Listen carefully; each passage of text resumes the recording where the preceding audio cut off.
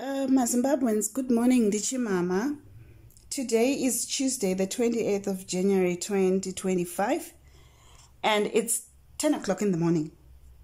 Aiwa ndinokukwazisai nemufaro mativi mana ese enyika amuri muZimbabwe kana kuti kudiaspora kwese kwamunenge muri. Ndinoti kwamuri tese tinosanganiswa nechinhu chimwe chete, rukuvhute rwedu, umbilical cord yedu iri muZimbabwe.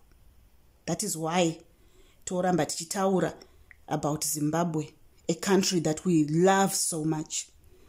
Speaking about corruption does not make us less Zimbabweans. Never allow those people who call themselves Vene to make you feel less Zimbabwean. Ndisu vene venyika. Zimbabwe haisi yevanhu vashoma chete. Ndisu varidzi venyika. Uyezve neuwandu hwedu ndisu takachibata kuti dzvi this time.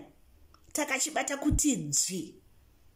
Havapukunyuki nokuti simba revanhu ndo simba rakanyanya. Chekutanga ndoda kutenda war veterans edu akabuda akamira nesu.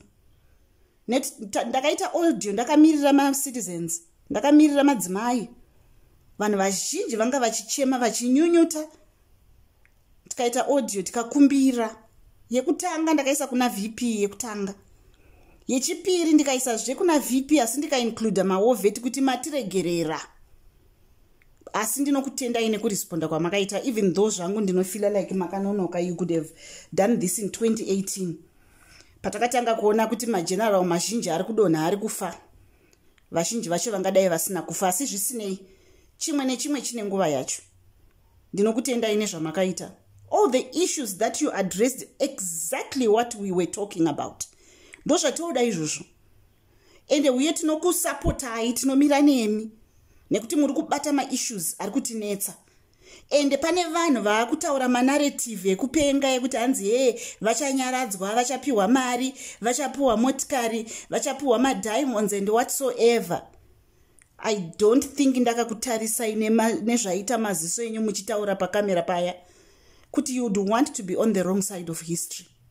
After all, kubva kwese kwamakaita kuhondo, mozouya kusvika pamuri pano kuzongopiwa just upfumi, then monzi chinyararai. I don't think you would do that.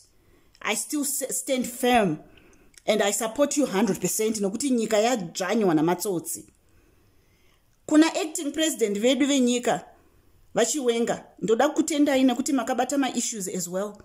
Ari kutinetsa isusu ma-issues makataura mukati mimi. Number 1, upfumi hwenyika hunofana kuparadzaniswa pavana vese veZimbabwe. Everyone should have a place under the sun. Haisi nyika yavanhu vashoma chete. Mukaadresa nyaya yembinga, kunotangira ndiko kunova necorruption, vanopanana matenda, vachikura matumbu, vachita matumbu mahombe. Aiwa ndinotenda neisu vana veZimbabwe, we will rally behind you. Chatinongoda, it's a country that functions. Pasina umbinga, pasina umpava, pasina nepotism. Asi nyika inobatanidza muri yose yeZimbabwe. Ndo zvatinoda isu. Tanyanya kudividana. Tanyanya kuudzwa kuti we are less Zimbabwe nasingadi ngaabude muZimbabwe. We love our country.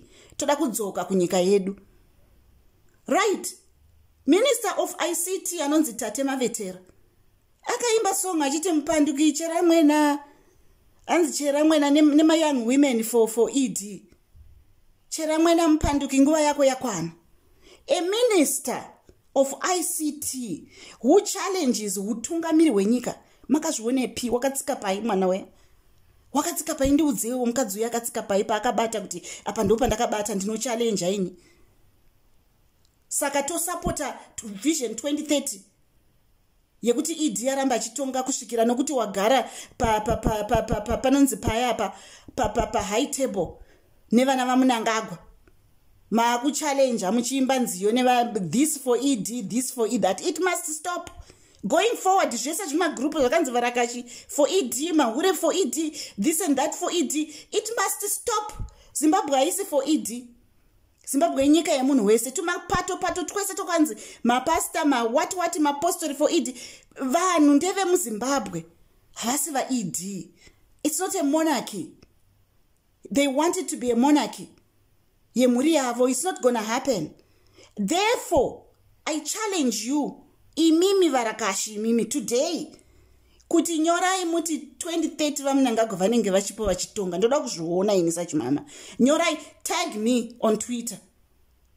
MaZimbabweans, audio iyi endesai kwese. Hatichada taneta. Ende musambofunge kuti hanzi zvanyarara hapana zviri kurongwa. Mirai ndichakuudzai inini next step. Endesai audio kwese, kuzvipatara, kuzvikoro, kumajere vakaisa audio vakapa vanhu maprisoners yanzi chingwa nedrink zvikanzi udzai chimama kuti udzai vanhu kuti chimama chenyu tinacho muno mutachisunga varakasha. Chimama chenyu tachibata tachisunga chiri mugumba fire o gumba kumba o whatever. Kutaura kuti corruption yanyanya zvinosungisa. Kutaura kuti muri kuba zvinosungisa. Kutaura kuti manyanya hatisi kuda monarch hatisi kuda 2030 zvinouraisa. Zvinoita kuti vanhu vathreatene majaira kuthreatena vanhukadzi. We don't want 2030. Udzai vanhu vese kuzvibhorani mumazupko mumushikashika kuti pasine 2030 hatidi. Hatitomboidi, rambai muchifambisa shoko. Pamunosangana kumurwadzano kwese kumagarden kwese udzai everyone. Mabhazi ema-cross border kuti chimama vari kuti pasine 2030 hatidi 2030, it's not good for us. Ndiri kuudza izvozvo because tiri kuda kuti nyika yedu ichitaneta takuchembera. Vana vedu toda kuvasira nhamo here hatidi. Asi ndinoti kune vaya varakashi, be warned. Zvamuri kuita izvi, pachirungu vanoti you don't burn your bridges. Uye musaseenzeswa. Nekuti remangwana tinozokunyarira ipo pano. Nekuti netakuzoita list yemazita enyu mese. Weeknell Chivayo chimwe chinhu chaasingazivi ndechekuti for 2 months macitizens vanga vachimutevera. Akaenda kuDubai uyu. Vanhu vane variko. Vacho vanhu vaipa mari vaya $100 takaona video achipa vanhu $100 paairport. Vaitotaura kuti okay, private jet yabuda yakananga kuKenya. Vanhu voudzana kuKenya, vanhu vonomira paanongoona mota dzacho paairport dzichifamba kudai maVVIP vane vachitevera. Pavakwanisa vatora mapicture.